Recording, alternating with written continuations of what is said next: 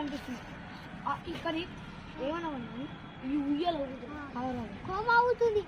అబ్బాయి చెప్పులు తీసుకురంటే కూడా భయం పడుతున్నావు. నా చెప్పులు నేను ఇప్పుడు ఎట్లా చేయాలి? చెప్పులు పోతే